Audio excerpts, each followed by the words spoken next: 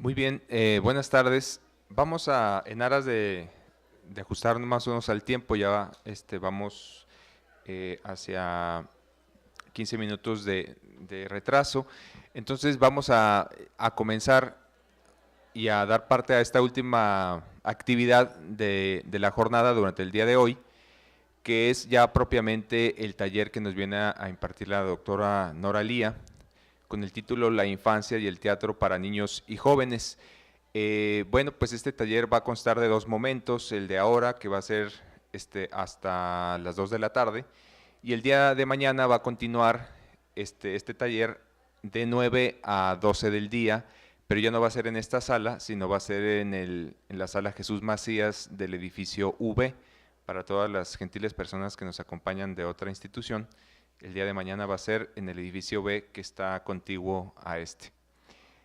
Pues les agradezco también el esfuerzo de haberse trasladado de otras instituciones a esta universidad, que es la casa de todos, y también la casa de nuevos invitados, que espero que no sea la última vez que nos visita, doctora. Hemos estado muy contentos también con el doctor Jorge Dubati, quien es esposo de la doctora Nora Lía, y bueno, pues ya tiene un gran cartel ya con eso, sí. Entonces, bueno, pues vamos a continuar con esta actividad del taller ya propiamente dicho, y sin más, voy a dejar con ustedes a la doctora Nora Lía. Bienvenida otra vez.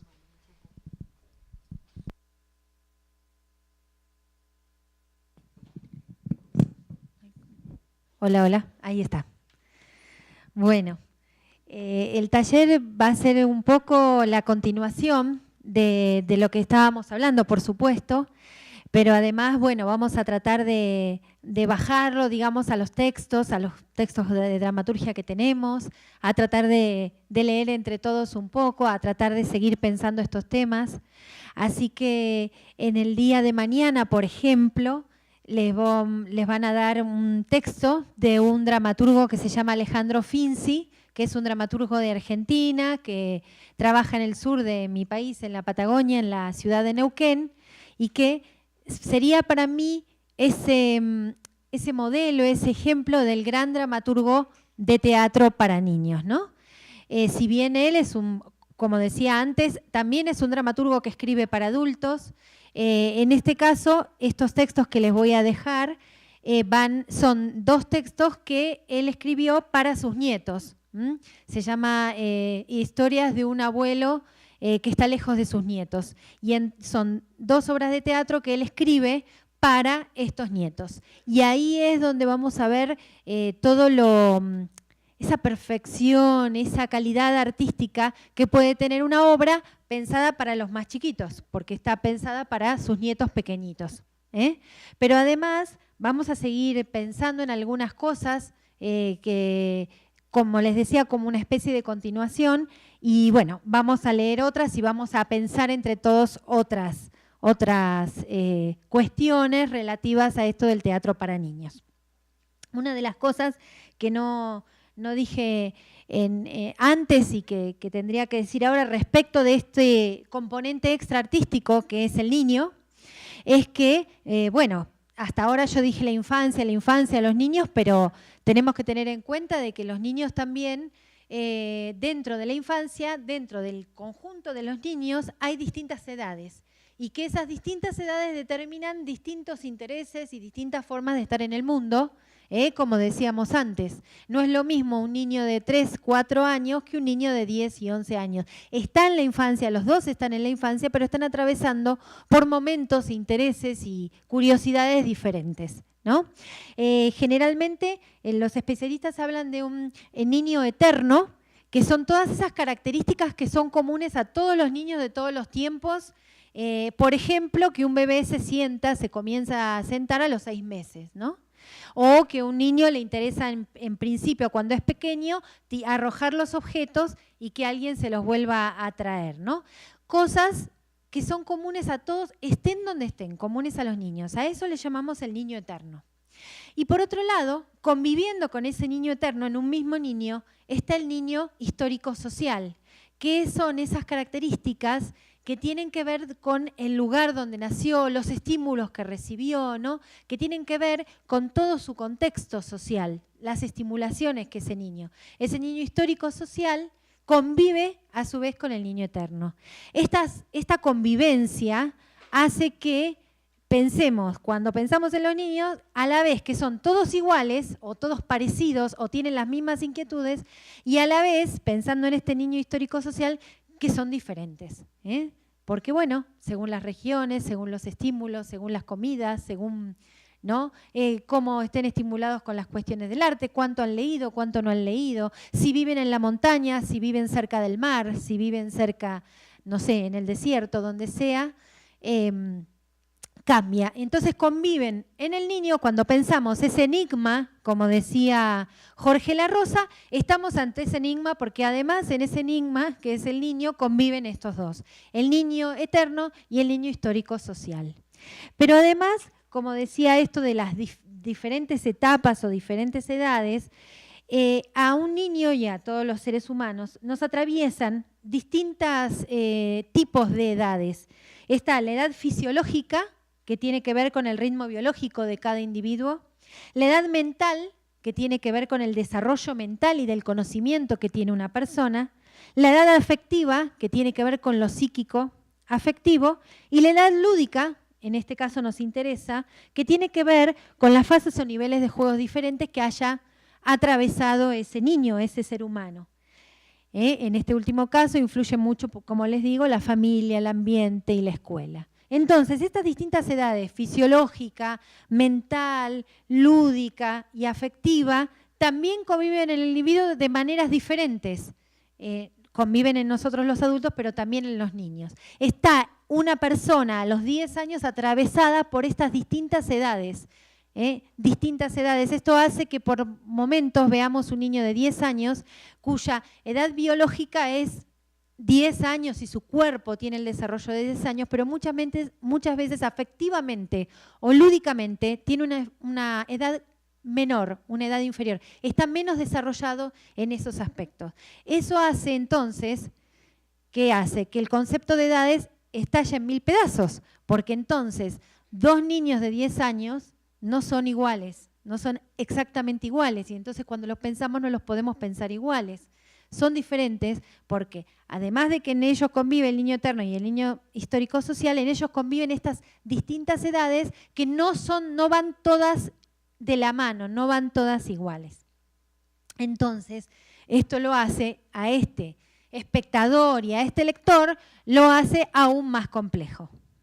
¿Entienden lo que digo? A pesar de eso, hay investigadores que tratan de pensar qué le pasa, generalizando por supuesto, qué le pasan a los niños en relación con el arte y con la literatura en las distintas edades.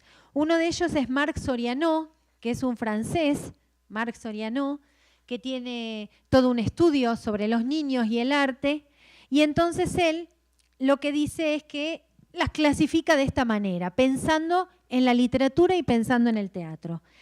Una etapa animista, y esto también obviamente está relacionado con todos los conocimientos de la psicología, ¿no?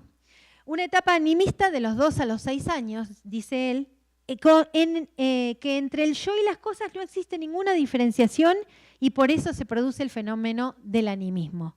El niño cuando es pequeño cree que este micrófono tiene vida. Bueno, pensemos en los cuentos fantásticos, ¿no? Cómo lo sobrenatural y lo real conviven sin ningún tipo de inconveniente, ¿no? Es decir, en La Bella y la Bestia, que la tacita del té y la tetera tengan vida, hablen y formen parte del castillo de la bestia, para el niño eso no trae ningún inconveniente, lo ve como natural.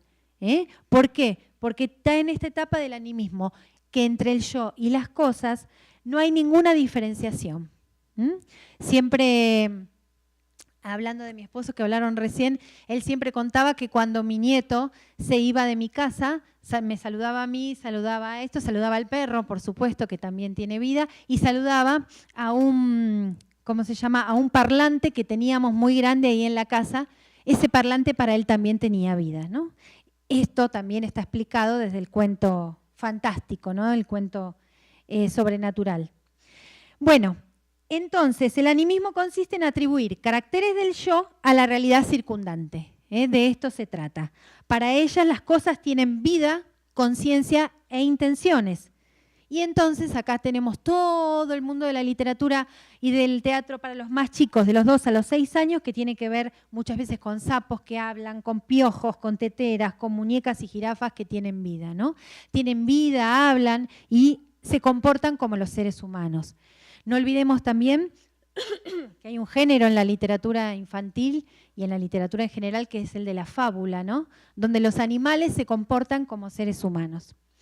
Bueno, es la edad del juego, porque se aprende jugando, cuando se es chico, de los 2 a los 6 años se aprende jugando, y de la imagen, se necesita mucho de ella para visualizar el mundo narrado. Lo acabamos de ver, por ejemplo, en un libro álbum, donde necesitamos de un ilustrador o queremos que haya un ilustrador para acompañar a las palabras, ¿no? Además, los textos adecuados son en general breves y repitentes y el niño le gusta que le cuenten otra vez. Por eso está en esta etapa de los 2 a 6 años este pedido constante del niño de contámelo otra vez, contámelo otra vez. Es una necesidad interesantísima porque con eso va fijando las características del relato. El niño es como, vieron que nosotros estudiamos literatura, y en literatura, en realidad, no, si queremos explicar un texto o queremos llegar profundamente a él, con la primera lectura no basta. Se necesita una segunda lectura, una tercera lectura para recién llegar a comprender. Bueno, el niño también necesita de muchas lecturas y en cada lectura va disfrutando más del texto. Por eso los niños piden que repitamos todas las veces. Bueno, y acá, bueno, es Marc Soriano, que está pensando en la literatura, dice que a los chicos de los 2 a los 6 años les gustan mucho las rimas, los trabalenguas, las coplas, y que los temas preferidos son los vinculados a sus contactos cotidianos, la casa, la escuela, la familia, los objetos, ¿no?, el cuchillo, la cuchara, el tenedor. Luego habla de una etapa imaginista de los 6 a los 8 años, en donde el yo deja de ser el centro y le interesa más lo social. El niño pierde la noción de individuo como encerrado y se proyecta hacia los demás. Es decir, en esta etapa, de los 6 a los 8 años, aparece el otro. Y entonces necesita de la imaginación y de la fantasía para conectarse con la realidad. Aparecen las aventuras con otros nenes, el humor, lo sentimental, lo histórico y lo regional, porque ya empieza a haber noción de tiempo y espacio.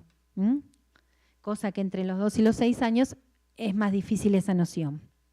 Y luego, Marc Soriano habla de una etapa robinsoniana, que es de los 9 a los 10 años, donde hay gran ansiedad por saber cómo es el mundo, gran necesidad de medirse con el mundo. Y entonces aumenta esta necesidad de integración social y les gusta lo que sabemos nosotros que estudiamos los clásicos, las aventuras sobre todo, ¿no? El libro de aventura, el ser que se está formando sale a medirse con la naturaleza y por eso les atraen tanto las historias de aventuras. Aparece el ingenio, la necesidad de integración social y la avidez por encontrar en los textos respuestas a sus preguntas acuciantes. La muerte, la sociedad, la felicidad y otros temas. Y por último, Soriano habla de la etapa racionalista de los 11 a los 12 años, acá no está incluyendo obviamente a los jóvenes, donde predomina lo racional, aunque sigue mucho en vigencia lo afectivo. Hay búsqueda de un sistema de valores y de modelos de vida, por eso van a ver que muchos escritores que escriben para niños a partir de los 12 años tratan de reflejar en la literatura aquellas inquietudes y temas que creen que el joven está necesitando como modelos de vida para identificarse. Y hay les sigue gustando, por supuesto, lo maravilloso, el humor y lo absurdo, y se identifican con los personajes de las historias y sus circunstancias. Bueno, esto que acabamos de decir, que dice Marc Soriano, lo podemos borrar de un trazo porque en la realidad, como dijimos que estamos hablando de cultura viviente y como vimos que es tan difícil este tema de las edades, todo esto nos sirve para tener como con alfileres ahí, para conocer al niño, pero no son recetas, no quiere decir que a todos los niños a tal edad les guste el humor, no quiere decir que a todos los niños chiquitos les gustan los sapos, porque estamos en ciencias y estas ciencias son las ciencias del arte y no son las ciencias duras, donde va a haber recetas y compartimentos estancos para colocar a los niños, que son seres vivientes, en alguno de esos casilleros, ¿no? Entonces, estamos en esto, no estamos en las ciencias duras, entonces tenemos que todo el tiempo querer agarrar conceptos de las ciencias, pero conceptos que se nos van haciendo cada vez más difusos o conceptos con los que tenemos que dialogar todo el tiempo. Por eso la pregunta cuando uno está en una obra, uno programa, supongamos para un festival, una obra de teatro. La primera pregunta que aparece del padre o del adulto es ¿y para qué edad es? ¿Y para qué edad es? Y uno a veces se fastidia con eso. Bueno, ahí en ese adulto que pregunta para qué edad es, están funcionando dos cosas. Por un lado, esta conciencia de que no es lo mismo un niño de 2 años que un niño de 10 años. Está funcionando eso, ¿no? Y a la vez está funcionando esta idea de, bueno, ¿y cómo hago? ¿Le gustará? ¿No le gustará? Es decir, y a nosotros nos fastidia porque en realidad cuando hacemos la programación de un festival, sabemos que hay obras que son más adecuadas para una edad que otras, pero no queremos estancarlo ahí, porque quizás un niño de 10 años, viendo la obra del niño que estaba pensada para el niño de 3 años, también la disfruta mucho, porque como dijimos antes, está dentro del ámbito del arte. Entonces, todas estas cuestiones están todo el tiempo jugando en este enigma que es el niño, en este enigma que es el arte para los niños. Entonces, sí, claro, todos vamos a conocer al niño, vamos a saber que quizás a los 10 años le gustan las aventuras por esto, porque ese niño psicológico, esa etapa psicológica por la que está atravesando, el niño está inquieto por medirse con la naturaleza, ¿no? Y le gustan los héroes y que atraviesan ríos, montañas, mares y todo eso. Bueno, antes habíamos dicho que tenía que decir unas palabras sobre el niño nativo digital porque si no nos quedábamos con una pregunta que seguro que ustedes iban a hacer o una pata afuera, que es ¿qué pasa con este mundo de hoy? Porque hasta ahora hablamos del niño moderno, el niño que le gustan tales cosas, esto, cómo se lo define, cómo se lo conoce más, cómo se lo conoce menos, pero no hemos hablado de este niño nativo digital y así como hice antes con la publicidad, en oposición quiero contarles cuáles son los beneficios del arte del teatro en este mundo digital donde el niño es nativo digital. El niño hoy por hoy es espectador de videoclip y es espectador del zapping, por lo tanto aprende desde que nace a fragmentar los relatos, a capturar microsecuencias y a recomponerlas en un archivo de imágenes. Nosotros lo vemos con los niños, tienen una rapidez que no tenemos nosotros, ¿no? Es decir, espectadores de videoclip, el zapping, fragmentar los relatos y después unirlos y volver a recomponerlos en una serie de imágenes que se arman en su cerebro. Bueno, el teatro no es eso fragmentado, el teatro los conecta con las historias, con los relatos, una historia que empieza, una historia que termina, un mundo cerrado en sí mismo. Es decir, la fragmentación, esta rapidez, este zapping y esta velocidad no se lleva bien con el teatro. Por lo tanto, qué bueno es que vayan al teatro. Además, como ustedes bien saben, el niño de hoy es un espectador de múltiples relatos a la vez, ¿no?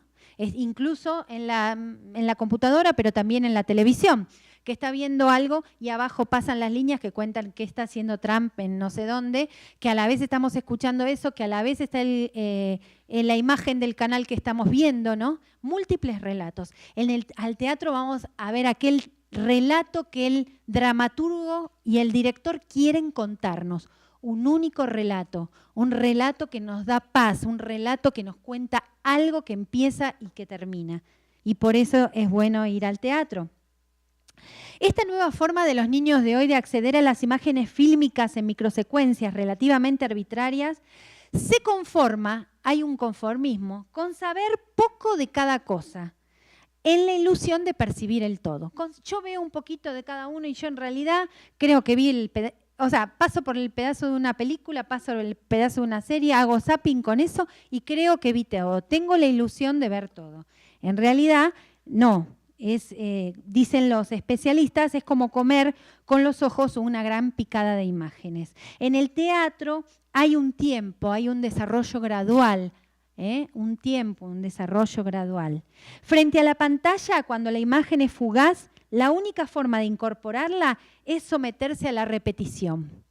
Es decir, para capturar repetimos, porque la mente nuestra tiene que capturar eso. El teatro no es repetición. Vamos al teatro una vez, esa función empieza y se termina ese día. Si yo quisiera ir otra vez, voy a ver la misma obra, la misma dirección, pero el acontecimiento va a ser distinto, porque cada vez que los actores actúan, ocurre un acontecimiento diferente. Nunca una función es igual a otra. Cada experiencia es distinta. Si nosotros ahora volviéramos a pedirle a los actores que hicieran la obra de Víctor Hugo, no sería la misma obra. Estaríamos viendo y captando distintas cosas. La actriz haría distintos gestos. Hay otra forma de ver la obra. Entonces, en el teatro no hay repetición, es efímero.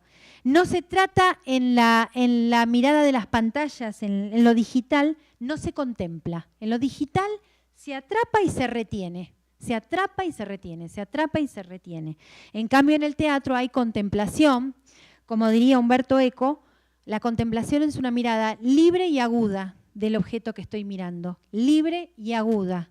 Cuando nosotros somos espectadores de una buena obra teatral, estamos mirando, observando, captando de una manera contemplativa, con libertad, porque nadie nos dirige lo que tenemos que mirar y digamos, aguda, porque vamos a penetrar en eso, porque eso nos va a conmover y nos va a hacer reír, nos va a hacer llorar, o vamos a pensar que no, que la obra es mala y vamos a salir con un juicio crítico sobre aquello que hemos visto, ¿no?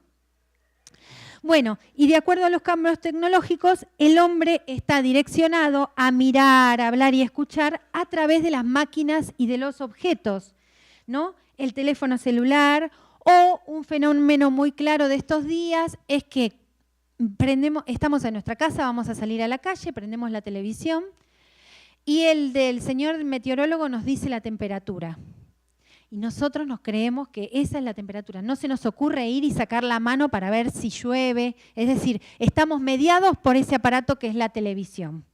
En otras épocas uno saldría a mirar, poner la mano y ver si llueve, a ver cuánto frío hace. Ahora no, estamos mediados por el celular, mediados por el aparato de televisión. Y entonces todas nuestras sensaciones están mediadas por esos aparatos. En el teatro, como les dije antes, no hay mediación. Es el actor con los espectadores uno frente al otro, como lo hemos visto recién, y el texto que se desarrolla. No hay mediación. El teatro no es una actividad mediada. Cuando todo el resto de todo lo que tiene que ver con digital está mediado. Entonces, para el chico es una experiencia diferente. Quizá para nosotros, que venimos de antes, no es tan fantástico, pero para ellos sí, porque de pronto sería una actividad, como el juego, que no es mediado por un aparato. Y eso está muy bueno. Después les voy a contar una experiencia, las experiencias del teatro para bebés respecto de esto. Bueno, incluso todas nuestras cosas aparecen en la vida digital como, digamos, el instante, ¿no? Por ejemplo, nos sacamos una foto del celular, es un instante, un recorte de la realidad y nos falta el contexto. En el teatro hay contexto. Hay una historia que se cuenta, hay un mundo que se crea allí en el teatro. Y bueno, y así un montón de cosas. Sobre todo, un concepto de hoy que es que nuestro organismo, frente a las cuestiones digitales, reacciona con los elementos sensoriales nuestros. Estamos constantemente en alerta porque nos suena el celular y ahí nuestro organismo reacciona, o encendemos una pantalla y nuestros ojos reaccionan. Todo lo sensorial está relacionado con eso. Y hay un descuido de lo que es el cuerpo. el cuerpo como una institución, digamos, de identidad, ¿no?, cultural propia, que es la del cuerpo. Bueno, en el teatro estamos nosotros con nuestro cuerpo y con nuestro ser y estamos viendo cómo los actores con sus cuerpos nos están representando. Bueno, de esto podríamos decir miles de cosas, ni hablar de los juguetes de hoy día, estos juguetes digitales donde el cuerpo del niño no juega con el cuerpo, sino que queda limitado a mover con el dedo, lo digital, a mover con el dedo una maquinita y con eso jugar, ¿no? Y cómo está replegado entonces en la vida cotidiana el juego del niño. Cuando el niño como espectador va al teatro y ve el cuerpo del actor, hoy lo hemos visto con el actor cuando interpreta la canción de Julio Iglesias, ¿no? Es decir, hay algo que se activa ahí, es un cuerpo danzando, un cuerpo representando, y eso el niño lo puede expectar. Bueno, aparte de todas estas cosas que tienen que ver con el niño, ahora podríamos pensar en esta cosa intraartística, lo artístico, que tiene que ver con la literatura, que tiene que ver con el teatro. ¿Qué pasa con la obra de un titiritero como Javier Villafañe, que es un titiritero de Argentina, que hace obras de teatro de títeres, hacía porque falleció, al estilo del teatro de títeres tradicional, el Guiñol, donde los personajes, según la tradición, son pícaros, ingeniosos, que se sublevan contra la autoridad, bueno, y eso genera risa, y está el títere de Cachiporra al que se le pega todo el tiempo. Bueno, por ejemplo, El pícaro burlado de Javier Villafañe es un texto que trabaja con esta tradición. Quiere decir que el artista lo que tenía era una tradición personal a la que quiere continuar, que tiene que ver con este teatro del títere de Cachiporra. Su propia creación y sus propias palabras que quiere transmitir en el texto y su concepción de qué sería para él lo ideal contarle a los niños, ¿no? Y entonces aparece un texto con estas características, por ejemplo. Mañana ya vamos a leer entre todos, ¿eh? Pero, por ejemplo, El pícaro burlado, las obras de teatro de títeres, como ustedes saben, tienen muchas veces un presentador. Y entonces, fíjense, con un poquito que leamos ya aparece el universo del autor de la obra, ¿no? Esta obra se llama El pícaro burlado. Como les dije, está pensada para bien chiquititos, está pensada para los títeres, que también la dramaturgia de títeres tiene sus propias características. Y dice así: anunciador, abriendo el telón con las manos. Respetable público, damas, caballeros y niños, verán la obra titulada Chímpete Chámpata o El pícaro burlado, porque en esta vieja historia, ahí remite a la tradición, donde intervienen los siguientes personajes, Narigón, Galerita y el comisario, el pícaro sale burlado. Viendo y oyendo, mirando y escuchando, ustedes, damas y caballeros y niños, van a reír con todas las ganas. Y es aquí, entre los árboles, y dice el dramaturgo, señala unos árboles, donde Narigón se encuentra con Galerita y el comisario. Y como yo no tengo nada más que decir, saludo al respetable público. Saluda inclinando la cabeza y me voy. Y sale por la derecha. Y ahí empieza entonces la obra de títeres pensada para los más chiquititos, ¿no? En este caso cumple con las características del teatro tradicional de títeres. Entonces Narigón dice: esta mañana me levanté muy temprano, tomé unos mates y después salí de mi casa para ir a trabajar. Iba caminando por la calle muy contento y mientras iba caminando cantaba y silbaba. De pronto, al cruzar la plaza, me encontré con un árbol y al pie del árbol con una bolsa. Yo, que soy muy curioso, dije: vamos a ver qué hay adentro de la bolsa. Me acerqué, abrí la bolsa y vi que estaba llena de naranjas. Tomé una y la comí, tomé otra y la comí. Tomé una y la comí, tomé otra y no la comí. La guardé en la bolsa y me dije: ¿para qué voy a estar comiendo naranjas en la plaza? Mejor llevo la bolsa a mi casa y como todas las naranjas que quiera. Cerré la bolsa, le eché sobre un hombro y justo en ese momento el comisario, la autoridad, ¿no?, que estaba escondido detrás de un árbol, gritó: deje esa bolsa que no es suya. Y yo salí corriendo con la bolsa al hombro. Crucé la plaza, doblé la cabeza y vi al comisario que venía montado en un caballo blanco. Seguí corriendo y llegué a mi casa. Piénsenlo en la escena, el títere corriendo por el retablo, ¿no? Escondí la bolsa debajo de mi cama y me asomé a la ventana. Yo espiaba y me escondía, espiaba y me escondía, y pasó el comisario montado en el caballo y me escondí. Ahora tengo miedo de que el comisario me reconozca y me lleve preso. Y ya me comí 98 naranjas, y qué ricas estaban. Parecían de miel, pero para que no me reconozca el comisario, me pinté estos bigotes, me tiré el pelo para adelante y me cambié la camisa. Pero me va a reconocer por la nariz. ¡Qué suerte! Por allí viene mi amigo Galerita. Le voy a llamar.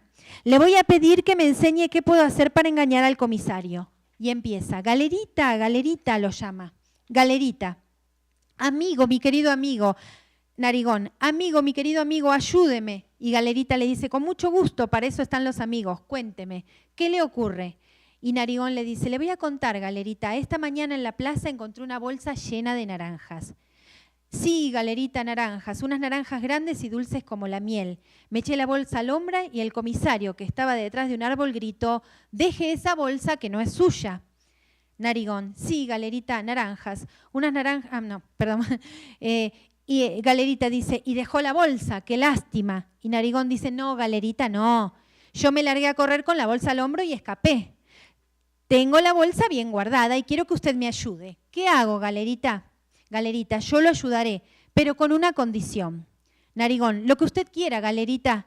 Galerita, yo le enseñaré cómo puede burlar al comisario.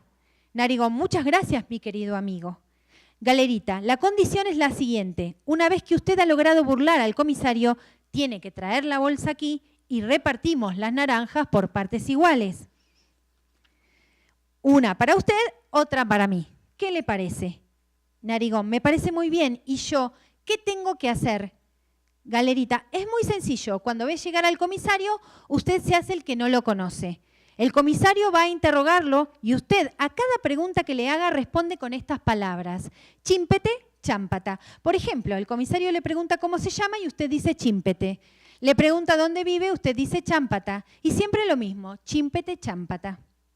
Narigón, chámpata, chímpeti. Galerita, chímpete, chámpata. Y así logra burlar al comisario. Y después usted y yo, como buenos amigos, nos repartimos las naranjas. Una para usted, otra para mí. Narigón, interrumpiéndole. Ahí viene el comisario. Las palabras, me olvidé las palabras. Chímpete, chámpata. ¿Dónde están las naranjas? Narigón, chímpete. Perdón, ahí viene el comisario, ¿no? Entrando por la izquierda. Gordo, ojos pequeños y unos bigotes de ratón. Las naranjas, ¿dónde están las naranjas? Y Narigón le dice, chímpete. Comisario, enérgico, deme la bolsa con las naranjas. Y el Narigón le dice, chámpata. Comisario, ¿cómo se llama usted? Chímpete. ¿Cómo? Chámpata. ¿Dónde vive? Chímpete. ¿Dónde? Chámpata. Conteste bien. ¿Usted sabe quién soy yo? Chímpete. ¿Cómo? ¿Que yo soy chímpete? Yo soy el comisario. Chámpata. ¿Qué quiere decir chámpata? Chámpata. Y Narigón dice chímpete. ¿Y qué quiere decir chímpete? Chámpata. Comisario, dando un paso atrás y observando detenidamente a Narigón. No, estoy equivocado. Dirigiéndose al público. Este tiene flequillo, aquel no tenía flequillo. Este tiene bigotes, aquel no tenía bigotes. Él no fue quien robó las naranjas. A Narigón. ¿No vio pasar a un hombre con unas bolsas al hombro? Y Narigón dice, chímpete. Comisario, saliendo por la derecha. Chámpata, le dice el comisario. Y Narigón le dice, mirando hacia la derecha, se fue, se fue. Y Galerita, entrando por la izquierda y riéndose a carcajadas. ¡Qué risa, compañero! Lo felicito. Yo estaba escondido allí, detrás de ese árbol, y escuché toda la conversación. Mírelo. Los dos miran hacia la derecha. Por allá va el comisario. Pausa. Y ahora, como habíamos convenido, vaya a buscar la bolsa y a repartir las naranjas. Una para usted y otra para mí. ¿Dónde tiene la bolsa con las naranjas? Y Narigón dice, chímpete. ¿Qué?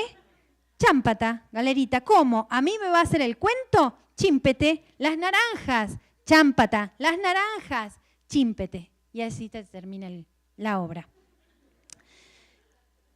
algo breve, algo para los más chiquitos, el juego con los sonidos del chímpete y del chámpata, esta trampa, la picardía de estos personajes, la burla a la autoridad, que es algo que a los chicos les gusta mucho también de ver.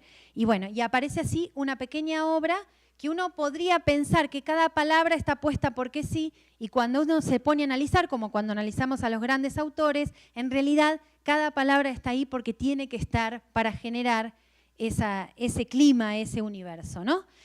Esto puede ser un estilo, una poética, la poética de Javier Villafañe, que es un autor argentino. Pero después, por ejemplo, les quería traer y comentar la obra de una gran dramaturga que se llama Susan Lebeau, Suzanne Lebeau, que es una autora canadiense de la parte francesa de Canadá, que escribe en francés, y que es una de estas grandes autoras, que sobre todo la vamos a traer acá porque ella fue la influencia de muchos dramaturgos justamente mexicanos de teatro para niños, que abrevaron en ella, especialmente por su poética, pero también por este tema que hablábamos antes con Susana de los temas tabú en el teatro para niños. Susan Lebeau, de Canadá, es una de las más admiradas por los dramaturgos para niños mexicanos porque trata estos temas que, como decíamos antes, son los temas difíciles, los temas álgidos, de los que sobre esto del tema tabú después vamos a pensar un poco más. Pero me gustaba traerles el comentario esto sí es poquito, brevito, es de una obra que ella tiene que se llama El Ogrito. Esta obra, El Ogrito, también está pensada para los más chiquitos y cuenta la historia de un niño que es mitad hijo de una mujer, hijo de un ogro. Una mujer se enamoró de un ogro, el ogro, el gran personaje de los cuentos tradicionales, lo mete acá Susan Lebeau para hablar de la discriminación, para hablar del diferente, dado que su condición de diferente está dada por su origen, porque no es hijo de dos humanos, sino hijo de un humano y de un ogrito, y con toda la connotación negativa que tiene la palabra ogro en los cuentos tradicionales. Entonces Susan Lebeau escribe El Ogrito, y El Ogrito cuenta sobre todo la relación entre una madre y su hijo ogrito, que ella lo quiere hacer humano, lo quiere transformar, quiere que vaya a la escuela, que aprenda como cualquier niño normal. Y él va a ir a la escuela y va a querer aprender como cualquier niño normal, pero van a aparecer algunas dificultades porque en su sangre está también la sangre de su padre, que es un ogro, ¿no? Y entonces, fíjense el diferente estilo, la poética diferente que propone Susan Lebeau, también en una obra que podría ser para niños de la misma edad que Javier Villafañe, ¿no? Y este es un breve relato. Resulta que ella quiere que el niño entre en la escuela y entonces se va escribiendo cartas con la maestra y la maestra le va escribiendo cartas a ella contándole cómo avanza su hijo en la escuela. Y entonces la maestra le escribe una carta. Fíjense que está el género epistolar dentro del género teatral. Dice, la maestra le escribe a la mamá, que está muy preocupada por este niño. Dice, estimada señora, Simón, es el ogrito, ¿no? Simón me cae muy bien, es aplicado en todo lo que hace, pero hoy ha ocurrido algo de lo que me gustaría hablarle. Los niños trabajaban en silencio cuando Tomás comenzó a sangrarle la nariz. Esto es bastante común en una clase. Lo que me sorprende fue la actitud de Simón. Se paró como hipnotizado, con la mirada fija, se puso en cuatro patas y siguió las manchas de sangre desde el pupitre de Tomás hasta el baño. Todo esto me dio miedo y envié a los niños al recreo, aunque apenas eran las 9 de la mañana. Lavé la sangre con mucha agua y cuando Simón volvió al salón, había recuperado su mirada tierna y su sonrisa de niño. Me gustaría hablar con usted, dice la maestra, cordialmente la maestra de Simón. Y la madre le escribe en otra carta epistolar dentro de la obra de teatro. ¿Cómo expresar, señorita, cómo expresar con palabras el pasado que odio y el futuro que temo? Busco por dónde empezar y lo único que encuentro es una historia de amor. Y escribe la madre. Había luna llena El aire era suave y la cerveza brotaba de los grandes toneles. La multitud estaba contenta, animada, pero yo no veía más que a un hombre rubio como mi pequeño y fuerte como un roble. Con solo un brazo hacía girar los toneles de cerveza y riendo la vertía en mi garganta. Se llamaba Simón, que es el padre, ¿no? Yo tenía un vestido de baile y él me hizo girar hasta la madrugada sin cansarme. Al amanecer yo ya estaba enamorada y perdida sin saberlo. Tenía 20 años y soñaba con el gran amor que haría olvidarme de todo. Lo seguí hasta el fin del mundo, ¿no? ¿Ven cómo acá aparece otro mundo, otro escenario, otra forma de usar las palabras? Aparece esta forma tan poética y tan profunda de Susan Le Beau para contar esto que les cuento que cuando uno va progresivamente leyendo toda la obra, se va como emocionando, porque cada una de las cartas entre la madre y esa maestra son cada vez más cercanas, ¿no? Y en otro momento, que el ogrito para poder hacerse niño tiene que pasar por distintas pruebas, y una de las pruebas es que tiene que encerrarse en una jaula con un gallo y no tiene que matarlo, porque así modera sus instintos, ¿no?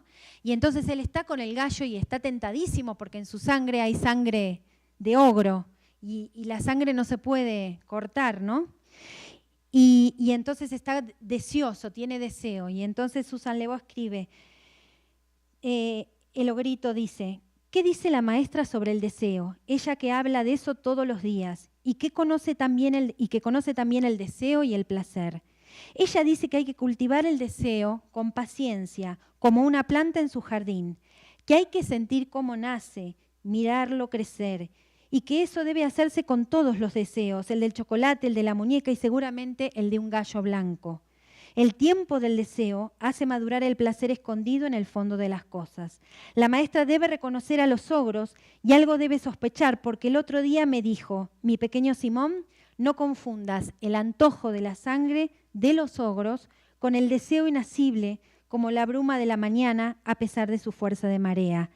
El ogro traga bruscamente para calmar sus ansias. Ese placer se parece mucho a la cólera. La plenitud que deja ese placer no dura más que unos minutos y deja un gusto amargo. Para luchar con el deseo brutal, ocupa tus manos y tu espíritu, ¿no? Y él ahí en ese momento se pone a hacer actividades manuales, como le dijo su maestra.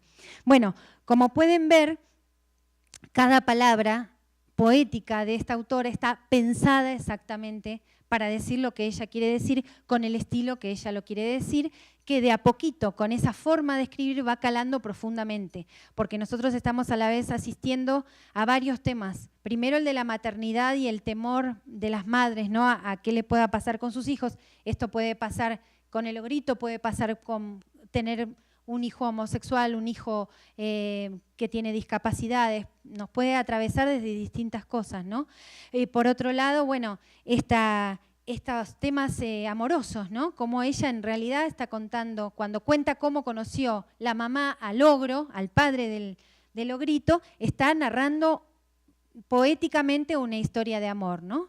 Y acá el ogrito está a la vez obedeciendo o pensando en su maestra como la gran filósofa de su vida que le da consejos, y a la vez está hablando Susan Le Beau sobre el deseo, ¿no? Cómo calmar el deseo. Bueno, este sería entonces otra poética y otro estilo. Y así, por ejemplo, ustedes saben que en el teatro para niños y en la literatura para niños muchos recurren al humor y al juego con las palabras. Algunos autores porque es su estilo propio y otros, bueno, porque creen que a través del humor, digamos, al niño se lo puede atrapar y contarle muchas cosas. Nosotros en Argentina tenemos una autora que se llama Adela Bash, que trabaja especialmente con el humor y trabaja con la rima. Es decir, hace pequeñas escenas graciosas, humorísticas, trabajando con el juego con las palabras. Y entonces por ahí dice, Facundo, espero que hoy me dé el cuero para decirle cuánto la quiero. Facundo y Violeta y Valeria son los personajes. Espero que hoy me dé el cuero para decirle cuánto la quiero. Valeria, es un tesoro, hoy quiero decirle que lo adoro. Facundo, Valeria, cuando te veo soy el más dichoso del universo y sus alrededores, se me enciende la alegría y se me apagan los dolores.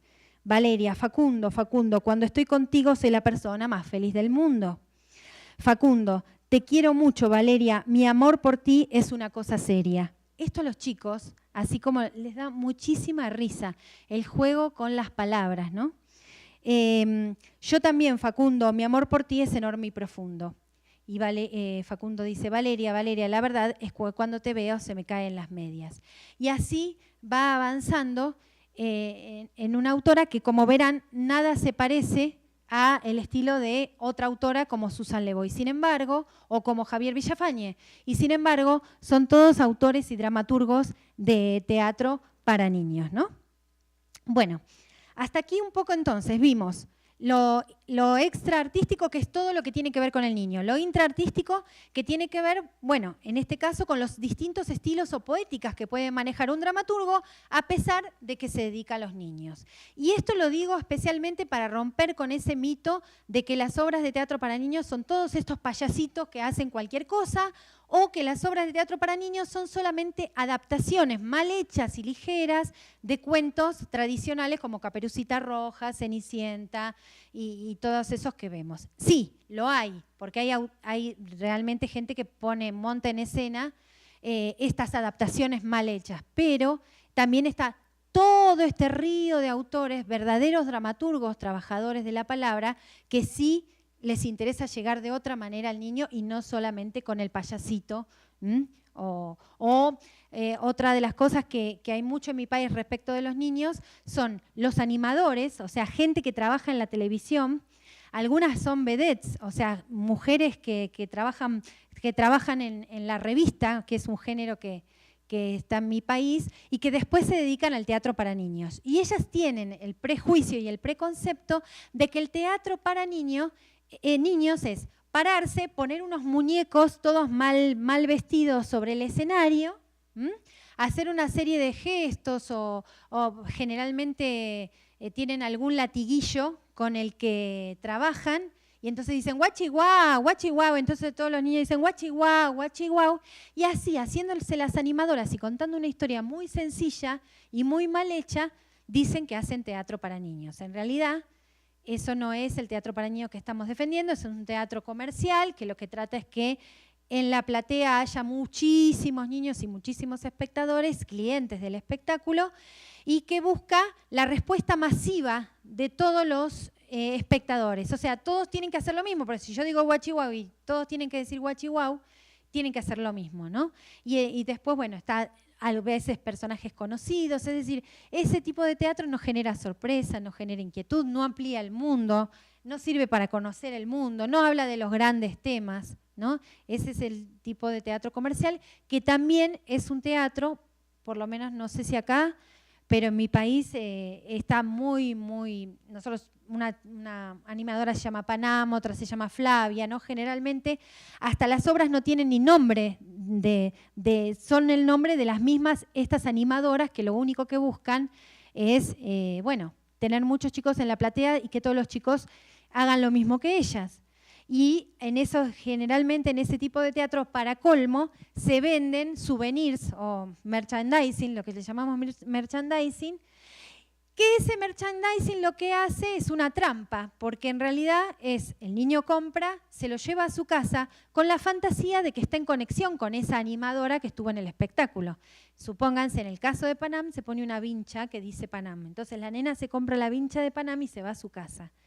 Una relación ficticia, porque en realidad no se entabló ningún diálogo entre la espectadora y la mujer, solo que se compró una vinchita. En cambio, en este otro tipo de teatro, por eso decíamos que no pasa sin dejar huella, ¿no? Porque es un tipo de teatro que sí nos modifica, que sí nos hace mejores, que sí nos permite conocer el mundo, ¿no? El buen teatro para niños. En ese sentido, mañana ya les digo que vamos a hablar de Alejandro Finzi, que es este autor, y ahí sí vamos a tener textos para todos para que puedan trabajar en conjunto y bueno, ver qué pensamos de todo esto, ¿no? Yo quería preguntarle, ¿alguno quiere hacer una pregunta, algo sobre lo que dijimos hasta acá? Sí. Sí.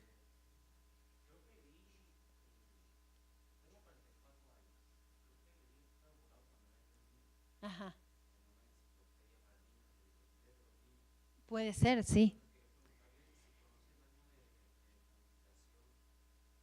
Sí, lo debo tener porque es de hace mucho tiempo, porque él es un titiritero de hace mucho tiempo.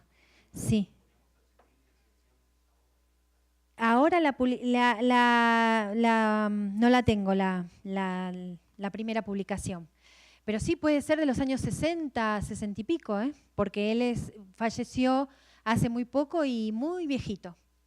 Así que, y es un titiritero muy conocido, que también Javier Villafañe tenía esta particularidad, que era que armaba una carreta que se llamaba La Andariega, toda bien pintadita por un artista plástico que era su amigo, y entonces con esa carreta, con los cuentos y con las obras de teatro, iba por las escuelas del país llevando las obras suyas a los niños. Y se las contaba, le contaba los cuentos, los hacía pintar.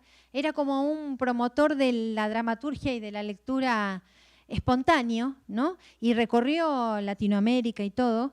Y entonces cuando paraba en la escuela, con una especie de sabanita, la corría como si fuera el telón y allí, o como si fuera el retablo, y allí sobre el retablo jugaba, digamos, representaba la obra.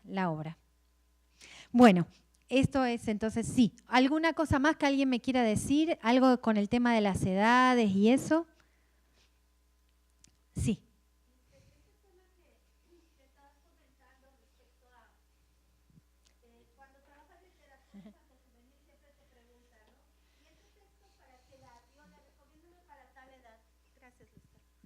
Recomiéndeme para tal edad. Entonces, me gustó mucho algo que dijiste en la primera parte, que la literatura infantojuvenil está dirigida a los niños y a los jóvenes, pero no excluye a los adultos.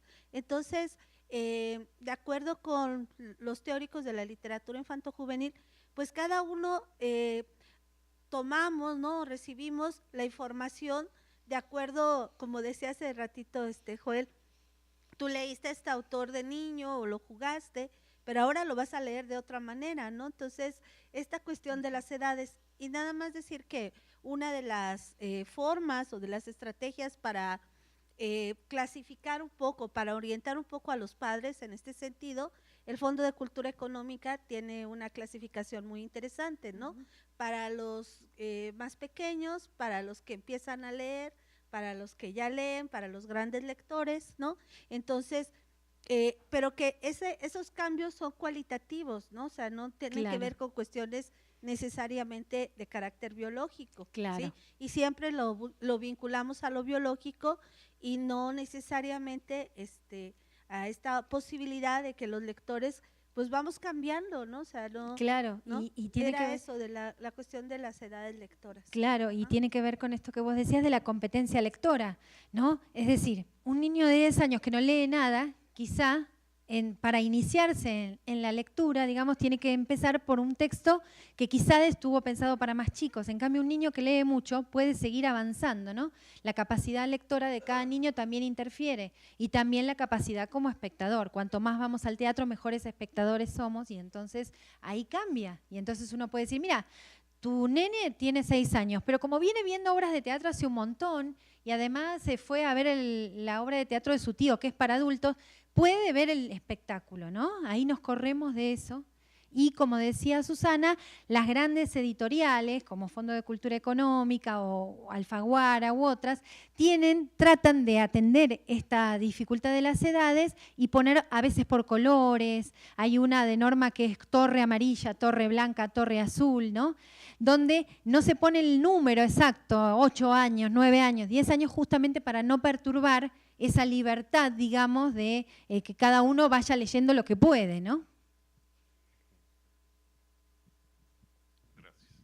Sí, bueno, primero, mi disciplina en la que yo me muevo no es propiamente el área literaria, yo soy historiador. Y la verdad estoy asustado. Y estoy asustado por la complejidad del reto que esto representa para quienes sí hacen literatura y para quienes pretenden hacer ese tipo de literatura lectojuvenil, lectoinfantil, donde el reto mayor no es la cronología, sino la lógica de los lectores. La lógica del destinatario, que está más allá de la edad, que a fin de cuentas tendrá que haber una interacción entre el autor y el lector, o entre el autor, el dramaturgo, y quien percibe y decodifica aquello, y tiene que ver más que nada con la lógica. Y entendía la lógica y lo voy a proponer desde la perspectiva de la historia, como aquel debate entre Michel de Certeau y Michel Foucault, dos historiadores, bueno, dos genios del intelecto contemporáneo, ambos de origen francés ya fallecidos, donde dicen, bueno, el punto a debatir es que el historiador, cuando está tratando de entender la historia, se encuentra al borde del acantilado. ¿Por qué? ¿Por qué está al borde del acantilado? Porque el proceso de construcción del acontecimiento se da con una lógica y el proceso de reconocimiento del acontecimiento se lleva a cabo con una lógica diferente. Entonces, bueno, el reto del dramaturgo para obras de niños, ¿sí?, es que tiene un nicho muy diverso de lógicas, aunque todas sean lógicas infantiles, y también tiene su propia lógica, que es la lógica de un adulto, independientemente de que sea abuelo, de que sea padre, de que haga títeres, de que haga ilustraciones, de que haga lo que haga desde la perspectiva del arte, y bueno, a fin de cuentas, el destinatario es una diversidad de lógicas, y ahí me parece que es el reto que van a tener que enfrentar ustedes, que a esto se dedican. Yo soy un enamorado del teatro y me acerco de la manera que puedo como espectador, muy pocas veces como lector, no me atrevería como escritor, pero bueno, sí percibo esa dificultad que de alguna manera creo que los tiene que hacer pensar un poquito en la magnificencia del reto que tienen por delante. Muchas gracias. Sí, está muy bueno este concepto de diversidad de lógicas, ¿no? Y bueno, y esto aplicado a lo nuestro es esta complejidad, ¿no? Que por eso yo hoy quería marcar esto de la evolución, digamos, del concepto de infancia y la complejidad del espectador, porque estamos frente a eso, tal cual, esa diversidad de lógicas que hacen que de pronto todo sea un vacío que hay que llenar y algo que hay que construir, ¿no? Y eso me parece que es lo más interesante. Quizá, obviamente, también le pasa al dramaturgo que escribe para adultos, ¿no? Pero, bueno, en nuestro caso se manifiesta de mayor manera, ¿no?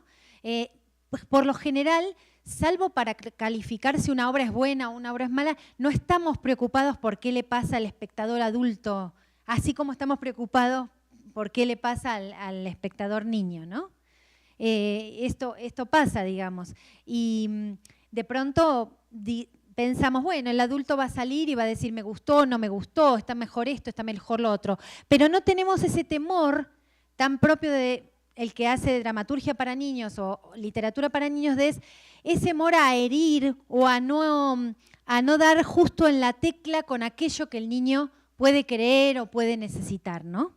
Y acá viene esto de los temas tabú, que como les dije, bueno, México va para adelante con eso y bueno, conozco a Berta Iriart o Perla Schumacher, ¿no? Grandes dramaturgos para niños que residen en México y que han trabajado esto, a lo que yo también quiero hacer como una bajadita específica contándoles qué dijo una escritora como Graciela Montes sobre este temor del adulto de manchar esa supuesta, ¿cómo podría decir? Esa supuesta forma de estar en el mundo del niño, pura, sin conflictos y sin problemas, ¿no? Les voy a comentar esto.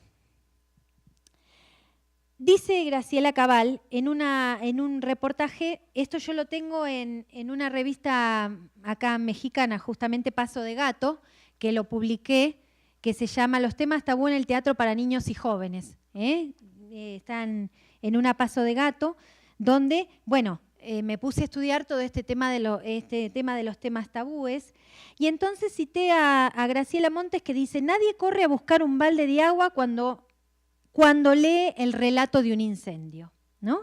Nadie corre a buscar un balde de agua cuando lee un relato del incendio. Entonces, ¿por qué pensar que si en una obra de teatro para niños hablamos de la muerte, hablamos del abandono, el niño se va a herir frente a ese relato, ¿no?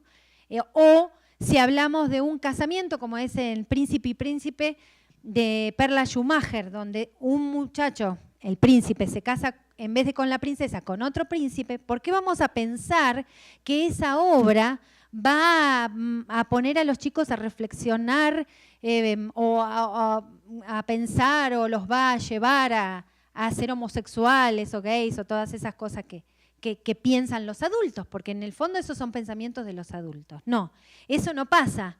Cuando se lee, se produce otra cosa, una sublima lo que va leyendo, lo va interpretando, le va dando sentido, se siente identificado, se hace mejor persona. Y entonces es muy interesante porque, como decía antes también la maestra Susana, que había citado este artículo, dice, ¿qué son los temas tabúes, ¿no? Entonces yo digo acá, son los temas que incomodan, densos, matizados, dramáticos, contradictorios, absurdos y dolorosos, y que pueden, todos ellos, hacer brotar dudas y cuestionamientos que impliquen un desafío existencial viviente para el espectador. Ese es el temor, que se generen inquietudes cuando el niño ve esa obra. Estas temáticas habían quedado fuera del arte para los niños por ser consideradas por los adultos como dañinas e inadecuadas. No, esto no se le cuenta al niño. Este tema no es para el niño, ¿no? A esta actitud de los adultos frente a las artes para los niños, la escritora Graciela Montes la denominó corral de la infancia. Y ahora lo van a entender por qué. Dice Graciela Montes para hablar de este corral de la infancia: durante años, pacientes y razonables adultos se ocuparon de levantar cercos en las artes para los niños para detener la fuerza arrolladora de la fantasía y la fuerza arrolladora de la realidad. Tenían un éxito relativo, porque de todas formas los monstruos y las verdades se colaban, entraban y salían. Hoy hay señales claras de que el corral se tambalea, de que grandes y chicos se mezclan indefectiblemente. Porque una de las cosas que dice también esta dramaturga Susan Le Beau, dice, no hay nada más dramático que la infancia. Y también lo dice Bruno Bettelheim, al que nombré antes, el psicoanalista que habla de los cuentos tradicionales, donde dice que todos los temores del abandono, la muerte, la antropofagia y todas esas cuestiones están en la estructura psíquica del niño, que lo único que hacen esos cuentos, o en este caso estas obras de teatro, son ponerlas ahí a vivir para que el niño las vaya sublimando sus propios problemas, las vaya conviviendo con eso, ¿no? Y entonces, dice Graciela Montes, en el fondo, en esta actitud de adulto se esconden ciertos mecanismos ideológicos de revelación, ocultamiento, que les sirven a los adultos para domesticar, someter, colonizar a los niños. El origen de esta actitud del adulto reside en que la relación entre los adultos y los niños es una región difícil y escarpada, como decíamos recién, donde soplan vientos y tensiones, un mundo complejo y central a la cultura toda. Los adultos asumen poses frente a los niños.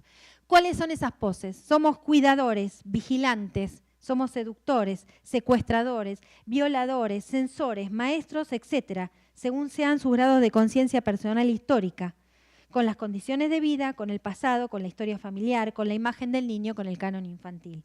Esto también lo podemos aplicar a otros temas tabúes, otro de los temas tabúes, y pensando en la historia, es no contar en las historias para los niños los temas de la represión, los temas de los abusos policiales, los temas de las dictaduras y todas esas cosas, que durante mucho tiempo se creyó que esos temas no podían involucrar ni importarle a los niños, ¿no? Entonces lo que termina diciendo Graciela Montes es muy lindo, porque dice: sin embargo, proteger no es aprisionar ni usufructuar el derecho de los niños a tener contacto con estos temas. Es decir, no tenemos derecho a evitar que los niños tomen contactos con estos grandes temas de la vida y de la existencia. Y entonces, cuando aparecen en las obras y aparecen bien escritos por un gran artista, son maravillosos, ¿no? No estamos diciendo nada nuevo, sino que estamos abonando a esta apertura del teatro y de la literatura para niños a hablar de todos los temas, ¿no? Y como les decía, Susan Le Bon no solo lo piensa, Graciela Montes no solo lo piensa, sino que escriben obras de teatro y escriben relatos acordes a esto que piensan. Y entonces hay un relato de Susan Le Bon para hablar del tema de la muerte, ¿no? Ella tiene, además de Logrito, además de Salvador, que son algunas de las obras que ella escribió, después si quieren por internet les puedo mandar un listado, catálogo de obras que yo conozco.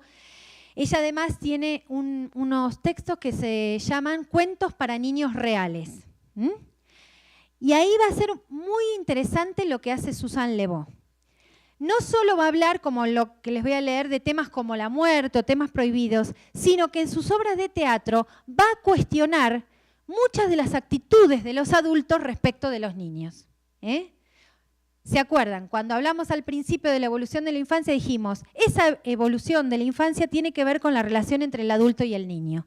Y Susan Le Bon va a dar ahí justo en la clave para cuestionar a los adultos. Ahora se van a dar cuenta de por qué. Por ejemplo, en una obra de teatro cuestiona a un niño que es educado para ser violinista sí o sí porque tiene que ser perfecto.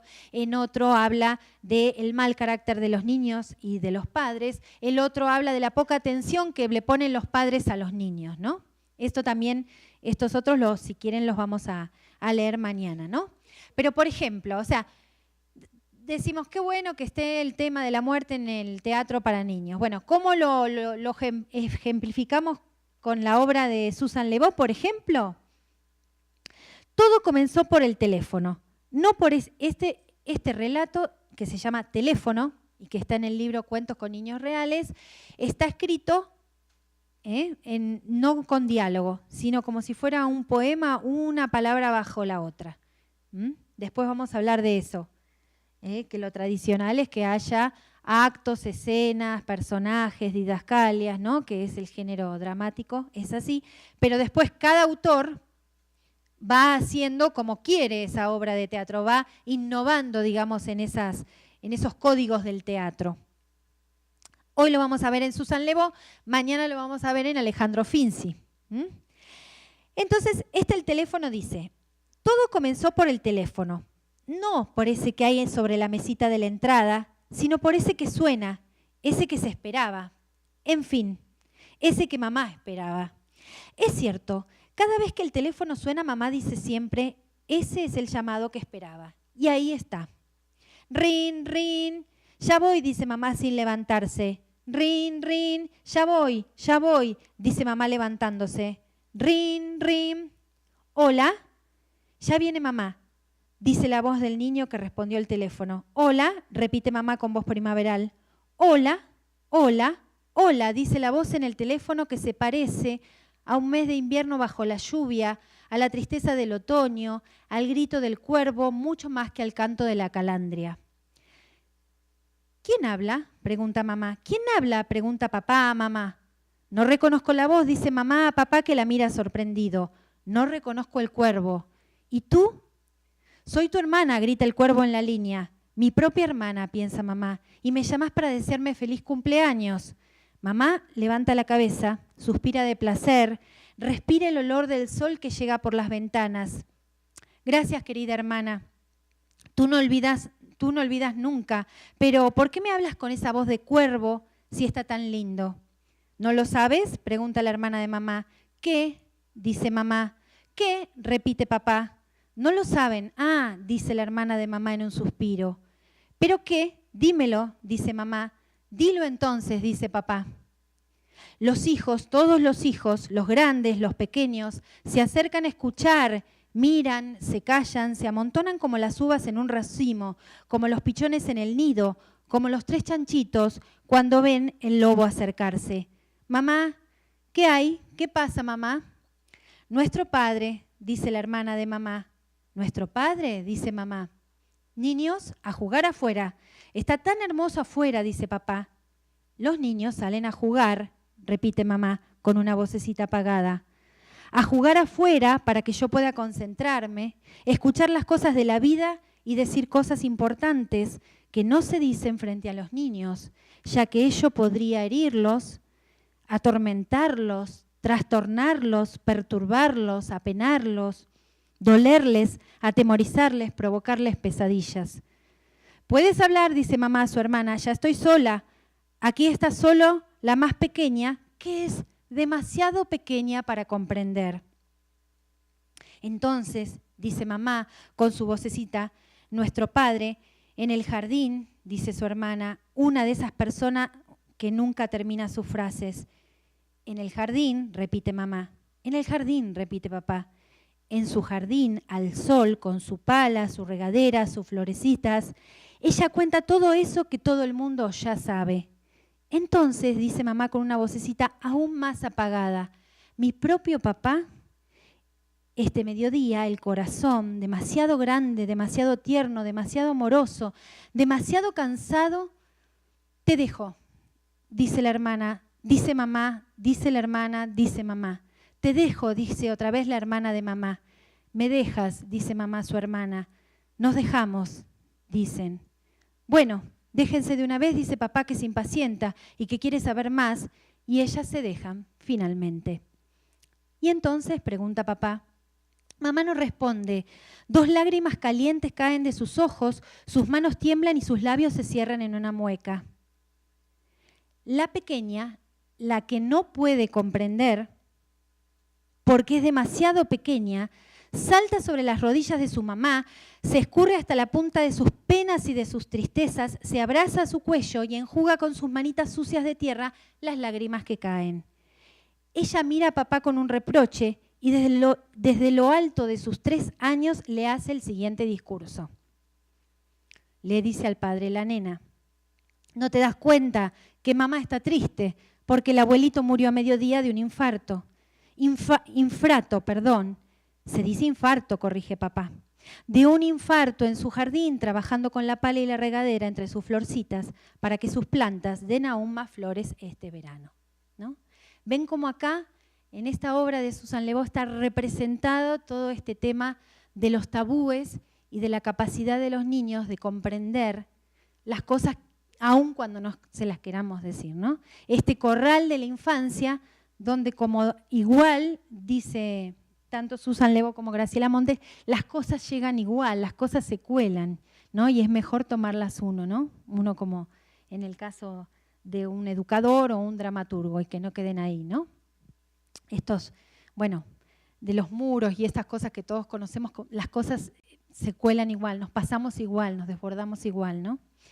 Así, entonces, así de esta misma forma que escribió el teléfono, mañana también van a tener las fotocopias de estas otras obras que les dije de Susan Le Beau, donde ella cuestiona la función del adulto. Fíjense que acá también, acá la niña, personaje, le está diciendo al padre, padre, a pesar de que me dejaste a mí porque dijiste que no entiendo nada, yo entendí todo lo que dijo mamá, ¿no? Estos temas me llegan y me interesan, ¿no? Así que bueno, como digamos, centro de los temas tabú le quería traer esto, y a partir de aquí distintos textos que sabemos que trabajan con esos temas, pero no porque trabajen con esos temas, sino porque son buenas obras de teatro para niños. Y bueno, de acá de México, Berta Iriart, Adiós querido Cuco. Este es uno de los otros de los textos que les recomiendo. Estos textos los tengo también en digital para después poder mandárselos. Bueno, en Adiós querido Cuco también el tema es la muerte y el duelo. Y entonces el protagonista es un niño que debe atravesar distintas instancias y conocer la muerte a partir de la muerte del perrito de su abuela, ¿no? Y entonces Berta Iriart cuenta que estudió con psicólogos cuáles son las distintas etapas del duelo, y a partir de esas etapas del duelo las plasmó en distintos actos de esta obra de teatro, ¿no? El duelo vivido por un niño a través de la muerte de la mascota de su abuela. Esa es, por ejemplo, otra obra para bien chiquitos que se llama Adiós querido Cuco, que Cuco es el nombre del perrito, ¿no? que falleció. Bueno, esto con respecto a estas cosas. Ahora vamos entonces a seguir con otros de los temas. No sé si alguien quiere decir algo respecto de esto de los temas tabú. Si alguien tiene algo para decir, quiere recomendar alguna obra que conozca, alguna situación. Los que somos promotores de la lectura o que somos, andamos por ahí trabajando con los niños, siempre andamos buscando cosas adecuadas, pero sin embargo los niños y las niñas están expuestas a una situación brutal por los medios de comunicación masivos. Yo veo así que todos los compañeros con todo el cuidado del mundo para evitar ciertos temas que no vayan a traumar a los niños, pero resulta de que la televisión les está dando toda la información y como decía hace un momento, da como pequeños tips, pero no se profundiza. Entonces, por ejemplo, algo que tenemos siempre todo el mundo mucho cuidado es la cuestión de la sexualidad con los niños, porque pensamos que los niños no saben, pero la televisión los expone en gran medida a los niños y a las niñas. Entonces hay temas que ellos ya manejan, por ejemplo, nosotros que sufrimos el feminicidio o que sufrimos la cuestión del narcotráfico, los niños lo manejan, los niños lo saben. Entonces, a veces uno no sabe con quién vas a trabajar más, si con los papás o con los niños, porque los niños sí lo saben, nomás que nosotros los estamos enseñando a ser grandes simuladores. Y no hay nada más franco que un niño que te dice, ¿me gustó o no me gustó? Si les gusta te hacen caso y si no les gusta no te hacen caso. Entonces yo creo que más bien deberíamos de estarnos más preocupados en llevar el teatro y la lectura infanto-juvenil a los sectores que podamos influir, que son los más desprotegidos, porque pues las clases medias pues tienen mucho más recursos para que ellos puedan tener acceso a, por ejemplo, ahorita que está el siglo de oro, y que es un poco difícil porque es en verso y todo eso, ha habido muy pocos niños y ha habido muy pocas niñas. Entonces, ¿por qué no hacer un festival de teatro para niños? Estaría padrísimo. Yo me imagino el Ogrito, porque lo hizo Perla de la Rosa y lo hizo este chico, ¿cómo se llama? No, él es el director, pero ¿cómo se llama? Bueno, el actor muy simpático, Tulio. Entonces, ¿cómo no hacer algo así para que nosotros llevemos a los niños y que no tenga el costo?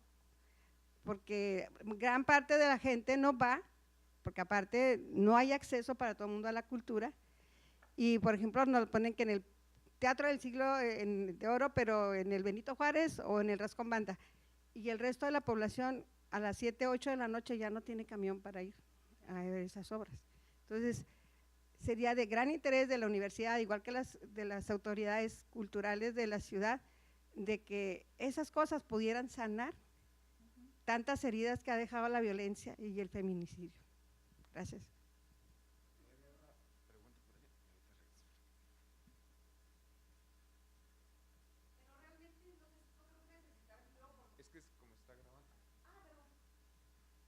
Bueno, realmente lo único que quería comentar es respecto a lo que acaba usted de señalar, decir que en lo que se está haciendo en la universidad, en el Centro Cultural de las Fronteras, nunca me acuerdo de cómo se llama, siempre le digo el PRONAF,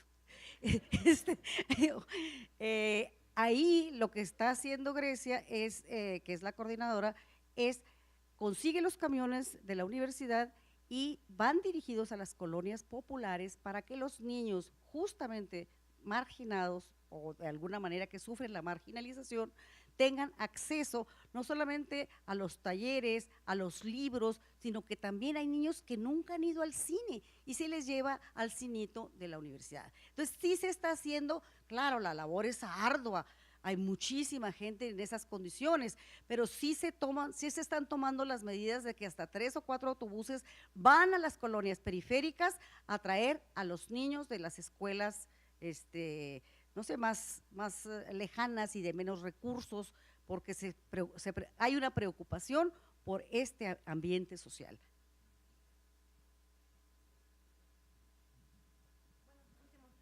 porque además de esto también, sí hay un festival de teatro infantil. El año pasado estuvo en octubre y lo hace el municipio. Creo que lo que falta es divulgarlo, ¿no? También llevaban a escuelas públicas, entonces creo que sí se está haciendo algo.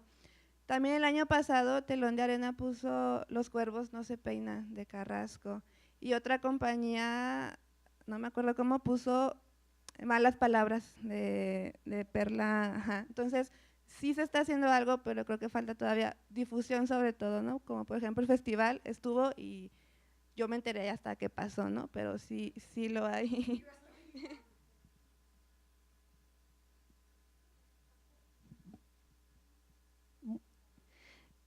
¿Alguien más?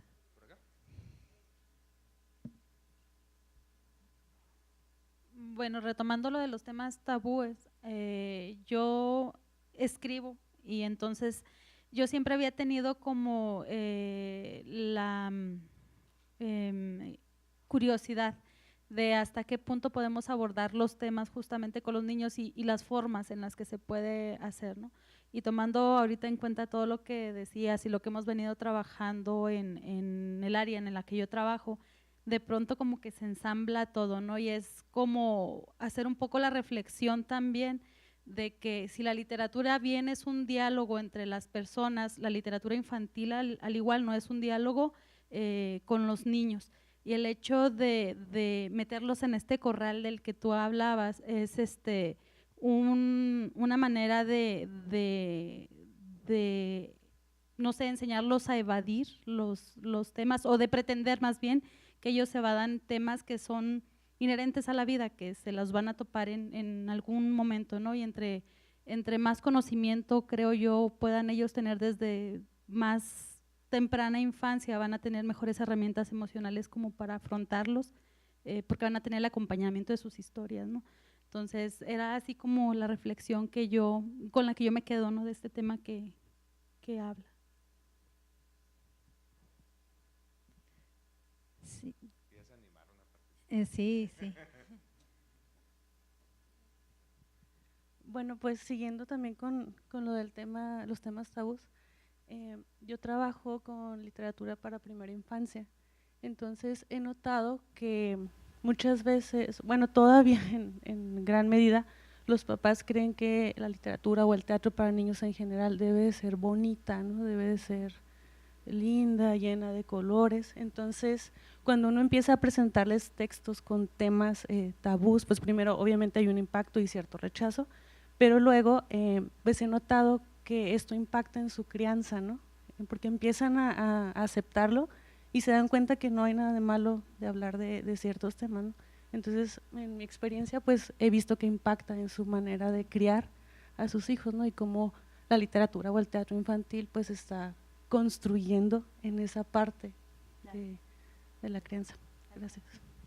Sí, la verdad que todo esto que ustedes están diciendo, bueno, tiene que ver con lo que decía al principio también la señora, ¿no? Que estamos, esta gran división que había antes de la música para los niños y la música para los adultos, el teatro para niños, la televisión para los niños y la televisión para los adultos, porque no se olviden que antes los niños no veían los programas para chicos, o sea, de verdad que los padres los mandaban a dormir, o sea, había una división tajante y ahora estamos igualados en eso y los niños escuchan cumbia, bueno, reggaetón, esto y lo otro, con unas letras espantosísimas, difíciles de uno digerir como adulto, imagínense los niños, y la televisión que les muestra todo, ¿no? Las guerras, las bombas, esto y lo otro, las mujeres desnudas, esto y lo otro, y entonces, digamos, el arte viene desde otro lado a hablar de eso y no les digo combatir, pero tratar de mostrarle al niño, los niños tienen el derecho de eso, de verlo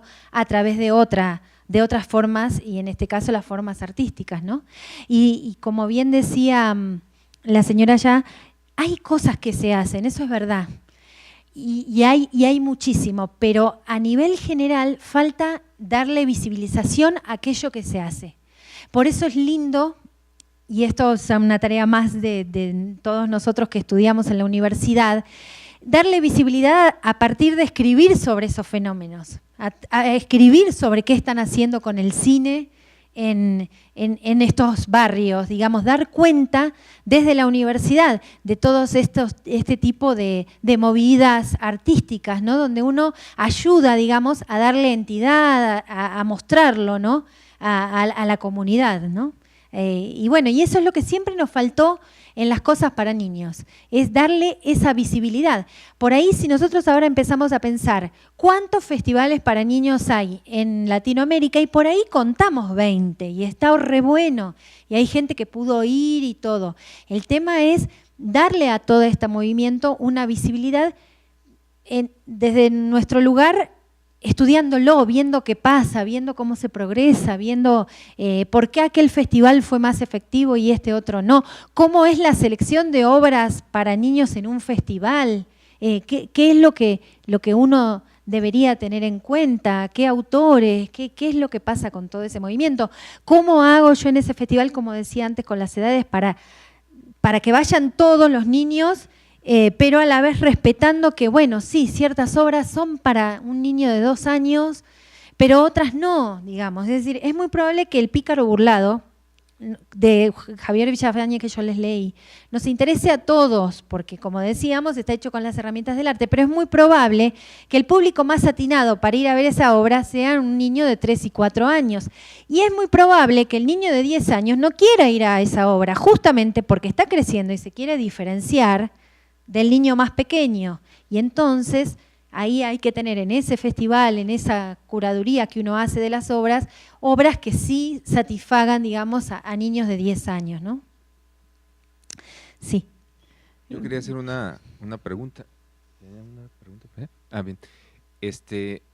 Hablando de las clasificaciones, empezó su exposición con una serie de propuestas clasificatorias de los teatros infanto-juveniles, de acuerdo con edades, de acuerdo también con aspectos sociohistóricos.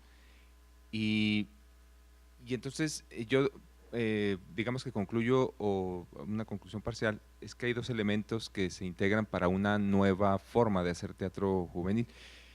Por un lado, esta movilidad rápida, dinámica, de pasar de una etapa a otra, en razón de del dinamismo, justamente como se transmiten los temas hoy día. Sí. Es decir, que un niño hoy de 3 o 4 años ya está moviéndole al celular y por lo tanto está accediendo incluso involuntaria y accidentalmente a información que lo pone en disposición diferente al infante de antes, ¿no? Digamos que en términos muy generales podremos decir que la infancia antes la situábamos como la etapa de la ingenuidad, y ahora la infancia estamos en una nueva categoría, quizá la infancia de la precocidad. Y dada esta circunstancia también se agrega el otro elemento de lo tecnológico, es decir, que no solamente son el dinamismo de los temas, sino que también la forma como el infante habita el mundo. Es decir, el teatro es un llamado a la presencia viva. Sin embargo, hay una fuerza centrípeta que es el llamado a la presencia ausente, es decir, a la presencia teledirigida, sí, virtual. Entonces, ¿cómo visualiza usted este reto de una presencia ausente? Sé que es paradójico, ¿no? Pero finalmente lo que estamos viviendo hoy día, y entonces de repente se me ocurría que en esta cruzada del teatro infantil, ¿por qué no enseñar también a los padres a hacer teatro en casa? O sea, hacer teatro con los niños, no esperar a que haya un pedagogo o que haya un aula específica o un llamado de un festival de teatro para hacer teatro, sino habilitarnos a los padres también para ejercer el teatro como una actividad común y como un hábito de vida familiar. Sí, sí, bueno, totalmente, ¿no? Claro, estoy de acuerdo. También ha pasado, digamos, que, por ejemplo, en todas aquellas representaciones, digamos, teatrales, hechas para los niños, donde no ha intervenido alguien con un sentido artístico o con una idea artística, a veces fracasan también. Esto pasa mucho en los actos escolares, donde de pronto se piensa en esa representación de fin de curso, no sé si acá también se hace, ¿no? En la escuela, al fin de curso se representa, bueno, Colón, esto, lo otro, el 25 de mayo en nuestro caso, que es el Día de la Patria, y no se hacen representaciones.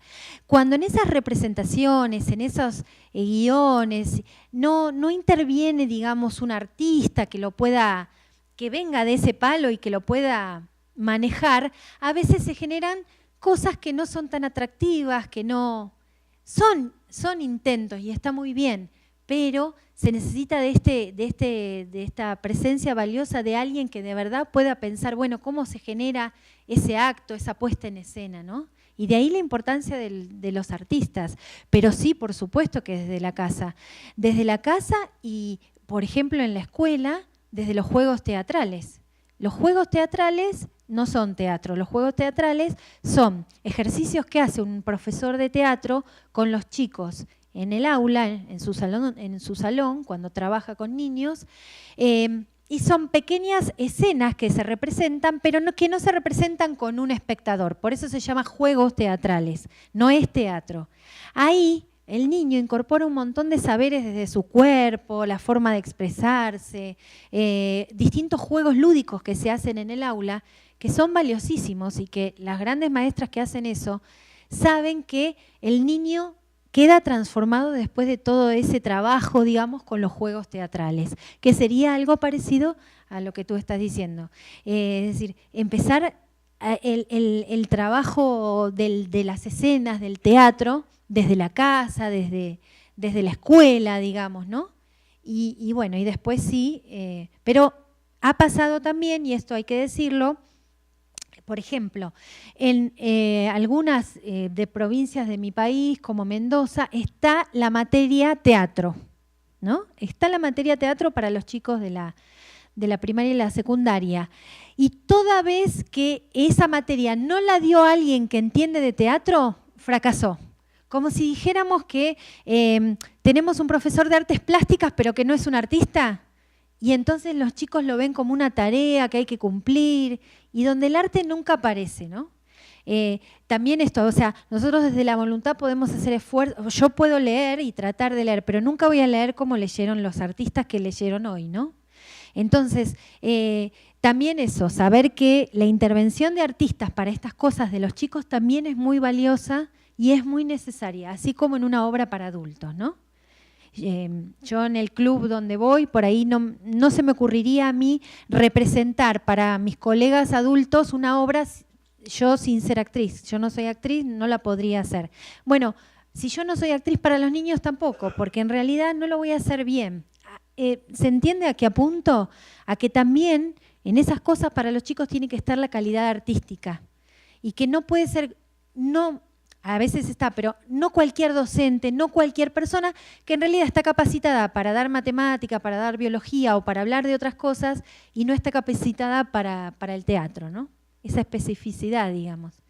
Pero que sí, lo mismo que decimos siempre, si uno quiere que los chicos lean y uno nunca tiene un libro en la mano, raramente van a querer leer. Si uno tiene el celular en la mano, ¿por qué el chico? Eso está comprobado y está dicho por los grandes especialistas. El chico nos mira todo el tiempo, mira al adulto todo el tiempo.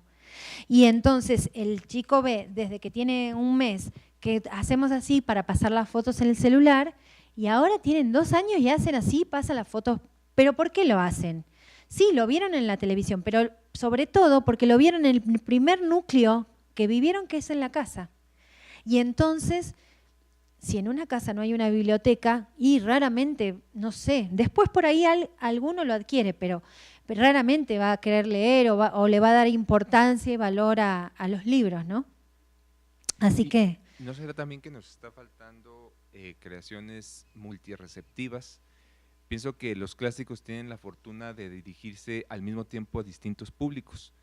Por ejemplo, Cervantes, tanto en sus novelas ejemplares, o en el Quijote, o en el mismo teatro, el retablo de las maravillas, por ejemplo, en el teatro, pues lo mismo le da risa a los niños, porque están burlándose de las personas, o sea, los actores, hay teatro en el teatro, Ajá. y el niño se ríe de ese montaje y el adulto comprende otras cosas de carácter político, por ejemplo. O en El licenciado Vidriera, que es una Claro. novela, es narrativa, los niños se imaginan a alguien que se cree de cristal. Entonces ya eso para sí ya es un sueño mágico para para un niño, imaginarse que alguien pudiera pensarse transparente y translúcido como un cristal, Claro. mientras que el adulto podría interpretar cuestiones más profundas, filosóficas y todo eso sobre la existencia y demás. Entonces, ¿qué opina usted de este tipo de teatro multireceptivo, que no necesariamente esté dirigido a una etapa de la infancia, Claro. sino a ser captado de diferentes maneras? Ujú. Claro, acuérdense que dijimos que el espectador del espectáculo para niños es el niño, pero también es el adulto, el hermano, o sea, conviven distintas edades y distintas. Y pasa, cuando hay un buen autor, pasa esto. Hay distintos niveles de comprensión en esa obra, distintos disparadores, distintas simbologías que afectan a las distintas personas de distinta manera. Y bueno, y esto pasa con los grandes autores, que bueno, como usted dice, para el niño le da risa, el otro está pensando en el contenido filosófico, ¿no? Esos distintos niveles de comprensión. Acá Susan Le Beau también, yo cuando leo Susan Le Beau les digo a ustedes que estoy pensando de Susan Le Beau, a lo mejor se lo estoy leyendo a un chico y el chico le dispara otra cosa en otro nivel, ¿no? Esto es muy interesante, a mí me resulta muy interesante porque últimamente con las cosas para chicos hemos puesto tantos mediadores, los narradores orales, a los que me encantan, pero los narradores orales o todas esas cuestiones que ponemos alrededor de la obra, y en realidad la magia se da cuando el niño tiene contacto con el autor de la obra. Es decir, si ustedes me preguntan a un joven, ¿qué hago? ¿Le hablo del Quijote? ¿Le digo que lea a todos los investigadores del Quijote? No, lo tengo que poner, si me dicen a mí, en contacto directo con el Quijote. Ahí va a encontrar la magia que está en esa obra, la va a entender, la va a comprender y después va a recurrir a los prólogos, a los investigadores que lo estudiaron, a determinados detalles de esa obra, ¿no? En la infancia y en la adolescencia me parece que ese punto es crucial, el contacto. Por ejemplo, muchos nos podían hablar de la obra que vimos hoy de Víctor Hugo. Sin embargo, solo pudimos apasionarnos por esa obra porque la vimos o por si lo hubiéramos leído, ¿no? Ahí aparece, digamos, ese impulso mágico del arte que hace que nos encandile y digamos, por acá va, ¿no? Y nos haga mejores. Yo cuando digo mejores digo, bueno, si el objetivo de la matemática fuera estudiar los números y los teoremas, el objetivo del arte, y no sé, pero quizá formar seres más nobles y sensibles, formar a los seres humanos en el humanismo, bueno, distintas cosas, ¿no? Que era eso que decíamos, no educa. O sea, en realidad cuando yo veo a Dios querido Cuco que habla sobre la muerte, yo no me interesa. Para hablar de la muerte en el sentido científico hay otras disciplinas. Acá la muerte se habla a través del arte. Entonces tiene otra forma de llegar a ese pequeñito, ¿no? Que el que la lee o que la ve. Así que bueno, sí, la verdad que es un tema apasionante, como la historia y como todos otros temas, ¿no? También eso, cuando yo hablo de teatro, no estoy desmereciendo al cine, que tiene sus propias reglas, no estoy desmereciendo a las artes plásticas ni nada, sino al contrario, la cultura infantil es ese todo que me permite ir relacionando distintas cosas, ¿no? Así que bueno, hasta ahí, si quieren cerramos acá. Sí, quizá nada más para pensar un poquito teóricamente en la propuesta de un teatro infanto-juvenil, es que la misma categoría del receptor, el infante, se mueve con tanta rapidez que nos hace mover otra vez la idea del teatro. O sea, no es una categoría de un receptor fijo. Claro. Que podamos fenomenológicamente situar y decir, pues aquí está, hagamos algo para esto. Claro. Sino cuando ya se hizo, resulta que ese receptor ya se esfumó. Claro. Ya es otra cosa. y nos obliga a replantearnos todo el tiempo, todo el tiempo. De hecho, muchos que hacen teatro para adolescentes ahora están poniendo imágenes atrás, están viendo cómo resuelven esa oposición, digamos, entre digitalización y presencia, ¿no? Y están viendo cómo resuelven. Es un desafío constante, a ver cómo hacemos para captar a ese público que está atravesando por esa era digital, ¿no? Y uno ve que experimentan, ¿no? Hay algunas obras de teatro para adolescentes que trabajan con los WhatsApps, que se reflejan en la pantalla, ¿no?